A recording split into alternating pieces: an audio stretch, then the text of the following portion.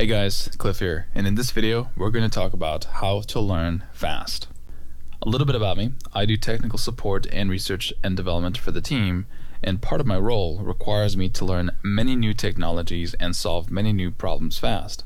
And one of the things I discovered along my journey here was that many of the old learning habits that I had acquired through school and through college were actually holding me back. The situation I found myself in was that there's just too much information to take in, not enough time to learn everything, and just a lot of work had to be done. And I think a lot of you guys are going to find yourself in a similar situation because as you're going through this program as students, you're going to realize there's a lot of information out there that you could learn, and there's just not enough time to do everything. And yet you're still trying to build a business on top of this. And so the team asked me to put together this talk because I sort of created my own strategies for learning fast to solve my own problem. I think it's important for us to take a moment here and look at how we can improve our own learning capacity, because even if we just improve it by around 10 to 20%, it's going to pay off huge dividends over time. And so what I'm going to do is simply share with you some of my strategies that I use to learn fast. And before we dive in, I think it's important to just talk about why does this video exist? And why is this something we want to dedicate time to? So the reason I think it's important for us to look at how we learn is simply because society around us is changing at a rapid pace. It seems to me that disruptive technologies are starting to become the new normal, and 10 years from today, almost nobody will be working on the same thing that they're working in right now. There's this talk about artificial intelligence and how fast they're making progress with that. And there's estimates that around 40% of the United States workforce will no longer have a job because artificial intelligence is going to automate those jobs. And almost every sector is going to have, in one way or another, impacted by these sorts of new technologies that are always being rolled out. And if this claim of 10 years from today you're going to be doing something different sounds a little bold, well, I mean, just look at your life. What were you doing 10 years ago? And if you ask yourself, if you go back 10 years from today and you look at where you are right now, ask yourself, did you imagine that this is what you'd be doing with your life right now? Is this where you saw yourself 10 years ago? Chances are it probably wasn't. If you just look out to the future, it's clear, at least to me, that disruption and innovation is going to continue to accelerate at an exponential rate. And so what this means is that everyone, myself included, is going to constantly have to learn to adapt to new environments, acquire new knowledge, and acquire new skills. Real quick, before we dive into the material, I just wanted to mention that everyone learns differently. Each one of us has different strengths and has different weaknesses. And as a result, each one of us is going to have a different learning style. And so that's something you want to keep in mind as we go through this video.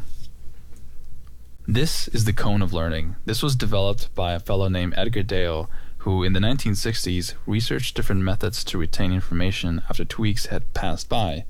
And he found that learning by doing was the most effective method for retaining information. And the reason I show you guys this diagram here is because most of us have been conditioned to learn at the lowest levels. If you look at the bottom of this diagram, we see that 10% of what we read we remember after 2 weeks, 20% of what we hear we remember after 2 weeks, and 30% of what we see. And that area at the bottom is where most of us have been conditioned to learn. It's a very passive form of learning, and it's just not a very effective method. So as you're going through this program, keep in mind that if you really want to learn this information and build these new skills, it's not enough to go at it with a passive involvement. You're going to want to go up here on the higher ranks of this diagram and get into the active involvement to learn the material. Now, right away, I need to break up learning into two different processes because most people don't realize that there's two distinct processes involved when you're trying to learn something new. The first one is knowledge, and this is basically an input. This is taking information and putting it into your brain, or as Elon Musk likes to call it, downloading data and algorithms into your brain. That's the first part of learning, but then there's a second part, which is the skill building aspect, and this is the output part of learning. This is when you take the information that you know in your mind and then act on it. This is when you take action. So skills are really the ability to do something well to get your desired outcome. And most people don't realize that these two have a different approach and different process. So we're going to dive into each one of them. But first, let's talk about knowledge and how to learn knowledge as fast as we can. One of the biggest problems in trying to learn new knowledge is that our brains are actually a terrible, terrible place to store information. Most of what we record into our mind, our memories, is quickly forgotten.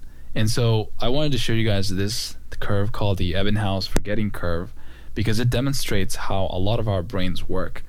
When we study something, we might recall it as we're studying it, but then after 20 minutes has gone by, 58% of that is retained in our mind. After 1 hour, 44% is retained. After a day has gone by, we're lucky to get 33%. And this curve continues downward and downward until it reaches into the single digits.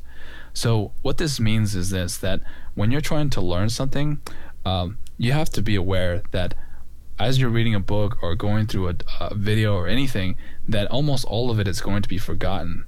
And so you only have like a limited amount of time span in that first day to really make use of that knowledge. Because if you try to read a book that you're not going to act upon until 2 weeks from finishing that book, then guess what? You may as well have not read that book at all, because most of it will be forgotten. So this is we have to work with this model. We have to understand that if you want to make the best use of your time and really learn fast, when you study something new, you probably should act on it within that same day. Otherwise, you're going to quickly forget what you studied and what you were trying to learn. So keep this in mind, guys. Like, you really want to act on it on that same day, because otherwise you may as well have not watched it and just gone out there and acted on your own. This is the problem I was having at one point. Like, I realized that schooling just taught me how to cram for exams, but never actually taught me that most of the information I'm going to learn is going to be forgotten, and it has been forgotten. I don't remember what I did for a lot of the classes I took in school going up to college. I still don't remember what they were about, but I do remember taking, passing the exams, getting straight A's where needed, and I only have a vague recollection of what that material was. Because why? I just never used it. I studied for exams. I think a lot of us did this. We studied to pass the exam, and that's it. And since then, our brains have dumped out all the information because it just wasn't used. So the main takeaway from this is that our memory is actually rented. We don't own our memory. It is rented. We constantly have to pay rent to retain that memory. And this is by doing reviews. This is by going over your notes. This is by constantly practicing in order to retain our memory. Because our brains are not good at remembering things, I've figured out that really when it comes to learning, there's only one type of learning that makes sense to me, and that is this. I call it just-in-time learning. And what this means is just learning just enough information to take the next step. I believe that I need to act on whatever little I have learned, because if I don't, it'll be forgotten and I might have just wasted my time. This approach also helps us avoid wasting time in trying to solve problems that don't exist. I see this a lot of times when our students are worried about hiring virtual assistants when they even haven't gotten their first client yet. They're trying to solve problems that don't exist yet, and it's just a total waste of time, because what you're doing at that point is sort of overwhelming yourself with too much knowledge about what should your business look like. And as a result, sometimes these students could put themselves into paralysis by analysis. And so what I'm trying to say here is that try to just learn enough information, enough knowledge, so you can solve your next immediate problem, the problem that you're facing right now. If you don't have clients, you got to learn everything you can to get that first client. Once you have the client, then it makes sense to start learning about service delivery and how are you going to deliver results for that, because that's how we make the most progress. Another thing I do a lot is offload my working memory. And what I mean by this is that most of the knowledge that I come across actually doesn't need to be memorized at all. And so what I do is use tools like Evernote and SimpleNote to store any knowledge that I might find useful into a digital notebook for later retrieval. So I think a lot of you guys have figured this out by now, but if you haven't, check out one of these services. I prefer Evernote, but I know there's also this other one called OneNote by Microsoft, and just use that to store all the knowledge that you think you might find useful down the road, but that you don't need to actually study right now, right? You don't want to waste your time studying things that you're just going to forget. And so I'm a big fan of using these digital notebooks to basically extend your brain's capacity so that you don't have to memorize something. You can just put it inside this digital notebook that'll do a much better job of retaining any knowledge that you might retrieve later on. One thing you guys can all start doing to learn faster is simply watching our videos faster. So I highly recommend this plugin called Video Speed Controller. It's an extension that you can add to your Chrome browser. And what this will allow you to do is speed up any videos hosted by Wistia, Loom, YouTube, Netflix, Vimeo, India, and so on. And this is something I do a lot. I mean, if you're watching these non-fiction videos, pacing doesn't really matter. What matters is that you get the information you need so that you can start acting on it as soon as possible. And a lot of times when we record these videos, we have to be very thorough. We have to be very, succinct on what we're saying. And as a result, we can't just get straight to the point. And so what I find myself doing a lot, especially when it comes to YouTube videos, is playing them at around 2.5x speed to just quickly get to the information that I need and move on with my day. So this is something you can start doing right now. You can pause this video, go get that Chrome extension, install it, and play around with it and start using it to speed up these videos so that you can save yourself some time. If you're new to playing videos at 2x speed, all I'm going to say is just get used to it. It's only the first 10 minutes that feels uncomfortable, and eventually you'll start to get used to the fast talking speed of these videos. So this is a simple strategy that anyone can do to start saving yourself some time, and that's by simply watching our videos at a faster pace. The next thing we can do to learn fast is to simply read better. And my tactic for that involves listening to an audiobook as I read the actual book. And the reason I do this is because it combines both the visual of the book, right, looking at the words on text, while also following along to the narration through the audiobook. So this is something I do frequently when I'm trying to read a book that I just can't get through. It's usually those first 10 minutes where I'm like, I just don't want to sit down and read a book, but I know I have to because I'm trying to solve a problem. And so you can find audiobooks for most of the popular business books out there. I know Audible has a great selection on their website, and chances are your local public library probably has audiobooks on CDs. So this is something that you can do to read better by simply combining the audiobook with the reading of the book, so that you're much more engaged with the material. A lot of times the authors of the book will actually narrate their own books, and so you'll get a different level of experience because a lot of times these authors will add their own emotional intensity and tonality into their material that couldn't be conveyed through the written text. So sometimes they add their own inflections, and you can hear that in their voice when you're going through their audiobook. So this is an excellent way to consume books.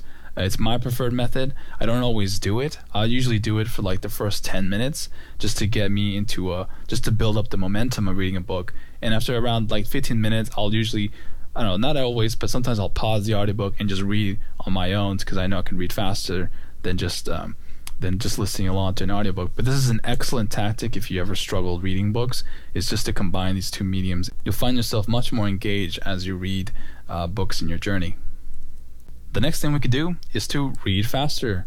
I find that a lot of us have really slow reading speeds, and that's because when we read a text, most of us have been conditioned to sub-vocalize, right? Like you'll read a text on a page, and even though you're not reading it out loud, in your brain, you're reading it out loud to yourself in your brain. And because of this, we're really reading at a very slow rate. So I recommend this Google Chrome extension called Spreed, and it allows you to read articles online at a much faster rate. The first time I used this extension, it felt very overwhelming, and I had almost zero comprehension at what I had read. But the more I kept at it, the more I practiced using this tool and trying to read at a higher rate, eventually I realized that I was able to read at around 800 words per minute because I eventually just conditioned myself to not sub-vocalize as I read the text. Using this tool feels a lot like getting on a freeway and getting off the freeway. And what I mean by that is that if I don't know if you've ever had this experience, but sometimes I'll when I'm driving my car, I'll be driving around the city around 25 miles per hour, then I'll get on the freeway and start driving at 80, and that jump between 25 to 80 miles per hour feels really, really fast. For the first 10 minutes, it feels a little bit uncomfortable because my mind is sort of having to adjust to the new highway speed. And then eventually, after around 20 minutes or so, it becomes a new normal. I'm completely relaxed, driving at 80 miles per hour. And then eventually, when I get off the freeway and get back into the city driving around 25 miles per hour, it'll feel really, really, really slow. Like everything just came down to a crawl. and nothing really changed. It's just my perception of it and the ability for my mind to take in information. That was the only thing that changed.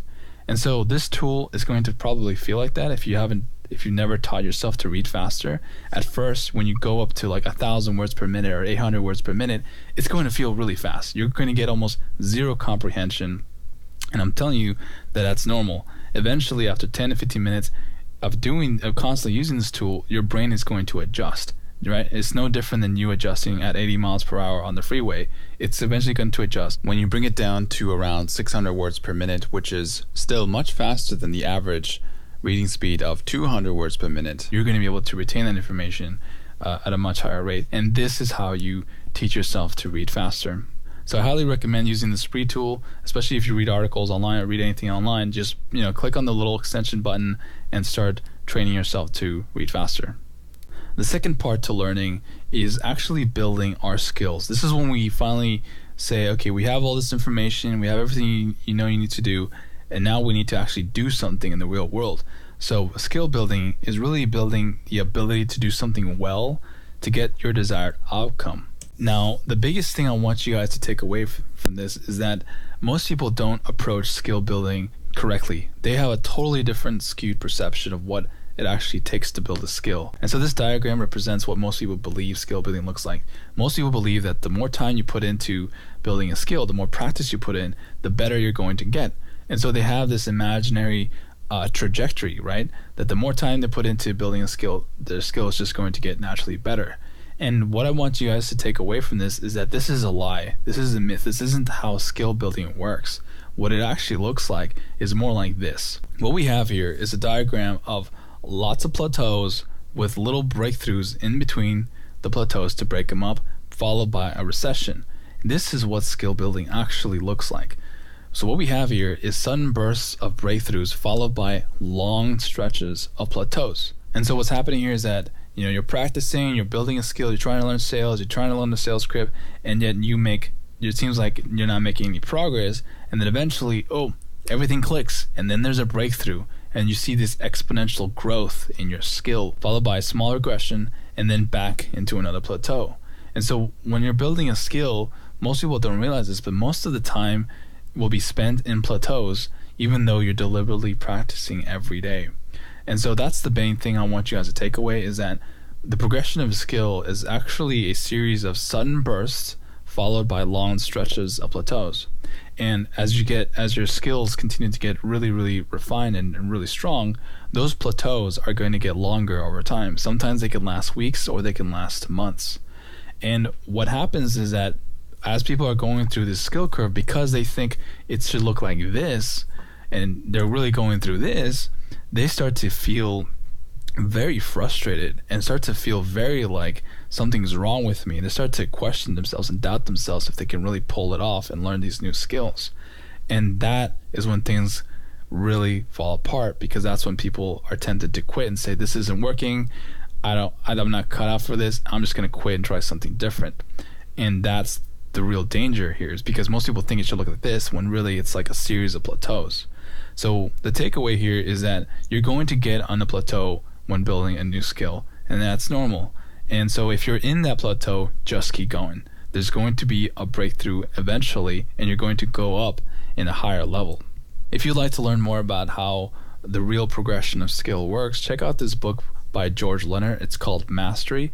You don't really have to read the book, but if you want to know more about it, you can.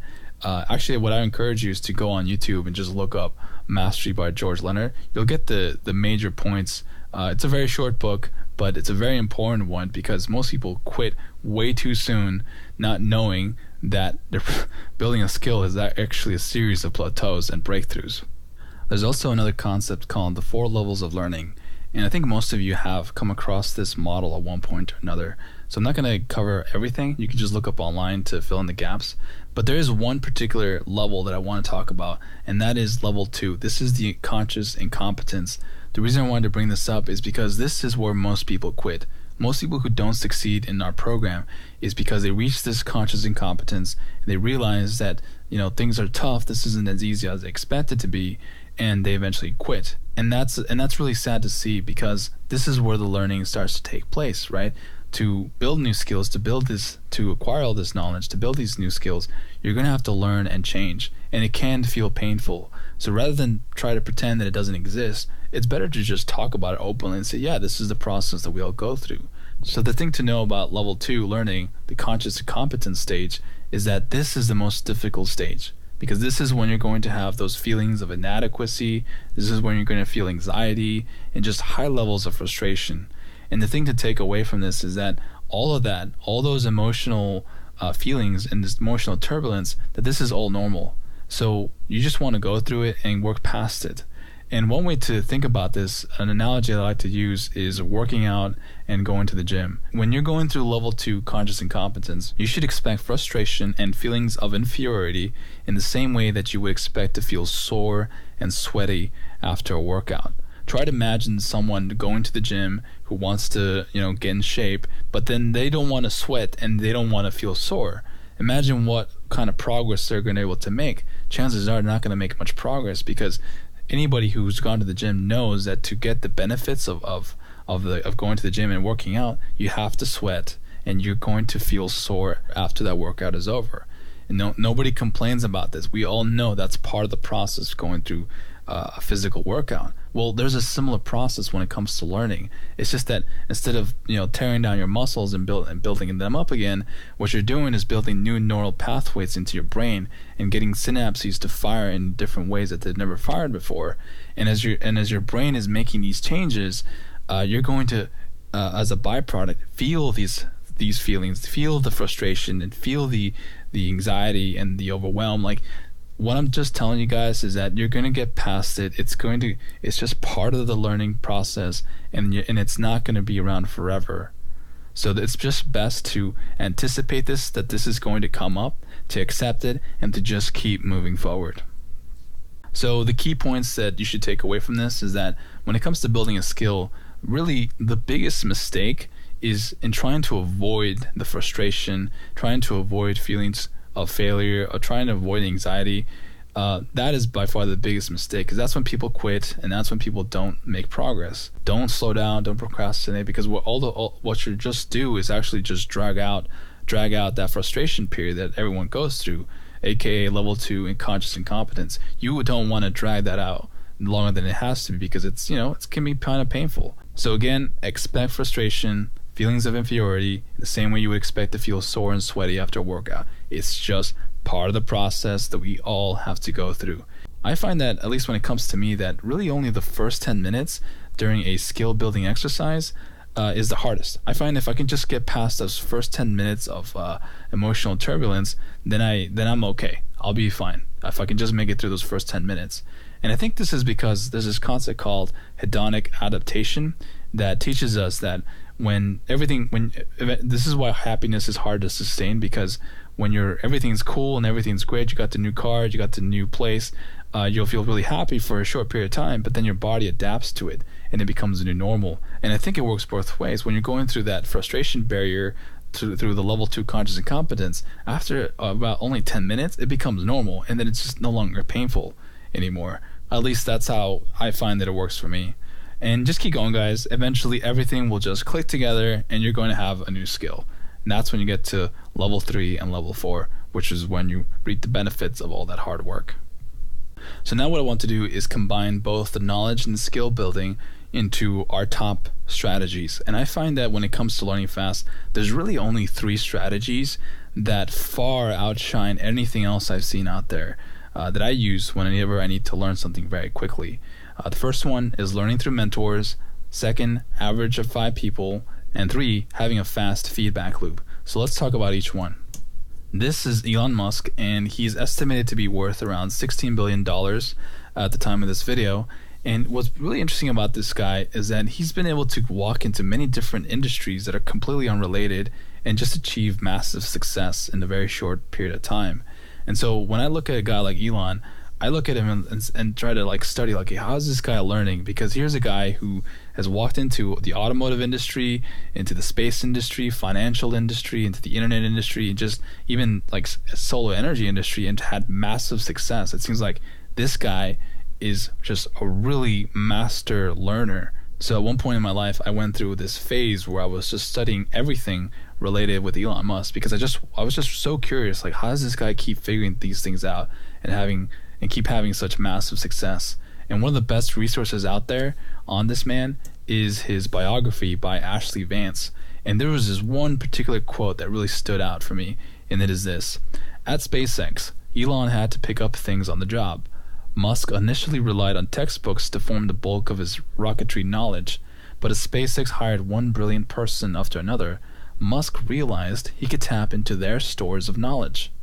He would trap an engineer in the SpaceX factory and set to work grilling him about a type of valve or a specialized material. I thought at first he was trying to challenge me to see if I knew my stuff," said Kevin Brogan, one of the early engineers. "And then I realized he was trying to learn things. He would quiz you until he learned 90% of what you know." This strategy of learning through mentors seems to me that it's the fastest way to learn something, because when you talk to someone who has already achieved what you want, you're able to get just the right information that you need at that specific moment in time. And so one thing I'd like to do a lot is just find mentors. And to me, a mentor isn't some fancy title or anything like that. It's just anybody who's an experienced person who has already achieved what I want. And I try to find mentors in just about any area of life. But when I really want to go after specific areas in business, I'll go after meetups. I'll join Facebook groups, LinkedIn groups, go to networking events. I do a lot of YouTube. I'll actually write comments and send emails to YouTubers online who are particular experts in certain topics. But the point is this, that there are mentors everywhere. And if you really want to learn fast, it's really a great thing to just seek out a mentor, ask them a few questions, and get the answers that way. And so here are some resources that you can use to get you started on that process of finding your mentors. One of the problems I see with our students is that most of them don't really ask for help. And we get on a call with them and just try to diagnose why they're stuck. And it's clear to us that if they would have just asked for help, they would have gotten the piece of information that they needed to move on. And so what I created here was a quick little framework for asking help. And what you can do here is simply just take this text, copy and paste it, modify it a little bit, and just post this on our Facebook group whenever you feel stuck or frustrated, or it seems like you're not making enough progress. So I encourage you guys to just use this, and I'm just going to read it out loud over here real quick. Hey everyone, I'm having a hard time with blank. This is whatever area. I'm having a hard time with sales. I'm having a hard time getting phone calls. I'm having a hard time closing or service delivery. Whatever. I'm having a hard time with blank, and I'm not sure what to do next. I've tried 1, 2, and 3 things. I feel frustrated, I feel confused, and I'm not sure what to do about it. Has anyone else experienced this? Can anyone help me? This is a simple framework for just asking help. I encourage you guys to just steal it and use it wherever you can, because you'd be surprised how many people are willing to help you guys, because it seems to me that not everyone knows how to ask for help, and it's really this simple, not something complicated. And most people want to help each other because they know eventually the tables are going to be turned and they're the ones who can ask for help. So just use this framework, just ask for help, find your next mentor, and just get the information you need to continue making your progress. The second strategy for learning fast is really surrounding yourself with the average of 5 people. So Tim Ferriss is a well-known author. He's sort of like the hacker that I studied for a while because he's very good at learning fast. And in an interview, he was asked by a reporter, if you had to boil down your personal mantra to one sentence, what would it be? And here's his response. In one sentence, you are the average of the 5 people you associate with most. This is a very powerful quote, and I think a lot of us have heard variations of this, like, you lay down with the dogs and you'll get up with the fleas, or birds of a feather flock together. Or another one I like is, if you hang around in a barber shop long enough, you're going to get a haircut.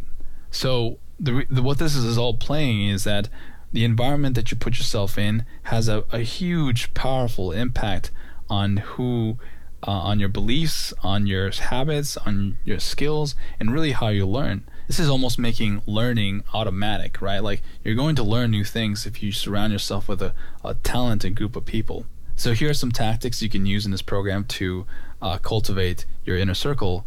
And the average of 5 people includes your peer group. This is just people who you hang out with. Start paying attention to who they are. because their beliefs are going to be reinforced into yours. You can also join our accountability groups. Just make a post in the Facebook group saying, hey, we're trying to put together an accountability group, which is really helpful because then you can go through this program with other people who are also going through the same struggles as you and share tactics and share stories. And you can also find quality people in Facebook groups and in LinkedIn groups.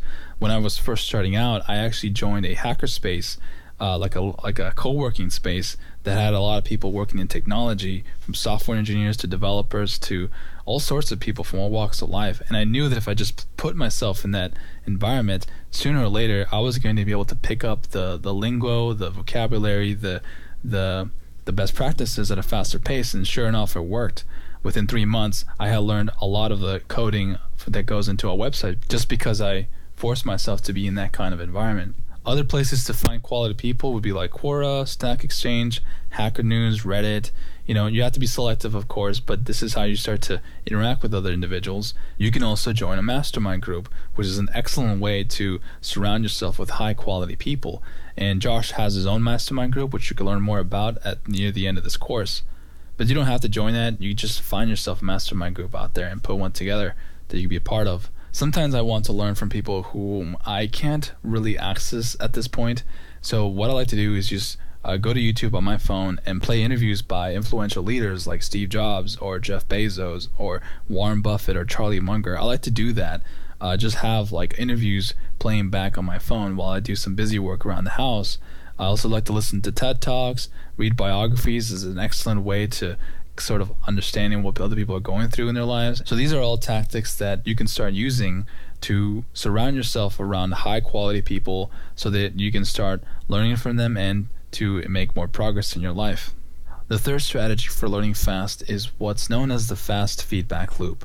So let's take a look at these two quotes by these two men. The first one by Michael Jordan. I have failed over and over and over again in my life, and that is why I succeed. The second one's by Thomas Edison. I have not failed. I've just found 10,000 ways that won't work. So what these men are referring to when they talk about failure is actually known as the feedback loop. This is how I learned really, really fast, by just using this feedback loop and going through it as fast as I can. The more faster I go through this loop, the more I learn. And then one day I realized that what these men were talking about when they mentioned the word failure was really just feedback.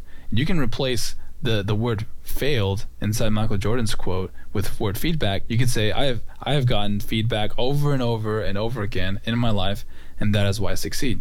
So when Edison talks about finding 10,000 ways that don't work, what he's really referring to is him going through the feedback loop 10,000 times until something worked.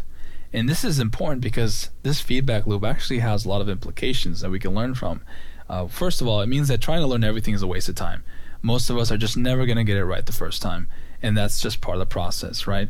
We're not going to do it right because we just don't know what we don't know, and so we need to go through this feedback loop a couple of times before we get it right. It also means that failure is actually part of the learning process. Failure is not something to avoid. It is the learning process. Trying to go through this feedback loop is going to entail failure. It's going to be a part of it. This also means that a perfect approach doesn't actually exist. It doesn't make sense to stop everything and try to get it right the first time because things are always going to be changing. So one of the things I've done is actually replace the word failure in my vernacular with the word feedback. If you take this word that says feedback and replace it with failure, so it says failure loop, it's the same thing. Nothing changes. The event is the same. The fact is the same.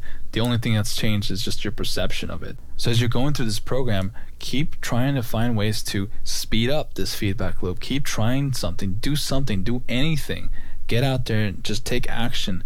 And the more you go through this feedback loop, the faster you're going to make progress, the more you're going to learn, and the closer you're going to get to achieving your success. So again, here are the 3 fastest ways to learn. Number 1, by far, there's nothing else even comes close.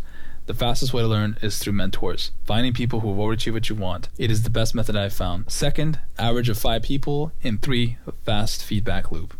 If you ever find yourself a bit lost as to what's going on with a certain area of the internet, I highly recommend that you check out lynda.com and pluralsight.com to fill in the gaps for any domains of knowledge that you may feel that you're lacking. I really like these two websites. Sometimes I just need to learn something really quick and apply it right then and there. So for example, today I had to learn how to do multi-band audio compression for certain recordings that I'm putting together. And for that, I just hopped on my lynda.com subscription account, looked up multi-band compression, and got the answers that I needed. And I saved myself a lot of time. So these are great resources that I encourage you guys to at least check out. Finally, I just want to give you some resources for learning how to learn. This is still an emerging field. There aren't really like standards yet as to how to learn fast, but I did want to just point you to some resources you might find useful. YouTube has a lot of videos on how to learn faster, and it's all over the place. The content sometimes it's useful, sometimes it's trash. It's hard to tell, but there's a lot of interesting stuff going on. And if you just type in learning fast on YouTube, you're going to find something that you can apply. The second resource is this Tim Ferriss TV show. It's like a TV show that ran for one season, and it's a really excellent series because I think it's more useful than his books, because here you get to actually see the guy trying to learn many different skills, like how to gamble, how to surf, how to rally race, how to fire guns. Like you get to see the guy learning many different skills within a week, and it's really interesting to see him going through the learning process over and over again and how he deconstructs skills and quickly acquires them. Another resource that I enjoyed was The First 24 Hours by Josh Kaufman. I find that this guy is very good at breaking skills down to their core principles and teaching them in a written format. And finally, I want to recommend this Udemy course called The Ultimate Accelerated System, and this is a very in-depth system for really learning fast. There's 27 hours of content that cover all aspects of learning, from practicing, from learning systems to like how do you best organize your information so that you can use it over time, how to review information. It's a very in-depth course. If you really want to become an effective learner, then I encourage you guys to check out that Udemy course by Timothy Kenny. We've now reached the end of this video, and I'd like to leave you with this quote by Denzel Washington, 2-time Academy Award winner. "If you're not failing, you're not even trying. Every failed experiment will take you closer to success." That is it for this video, and thanks for watching.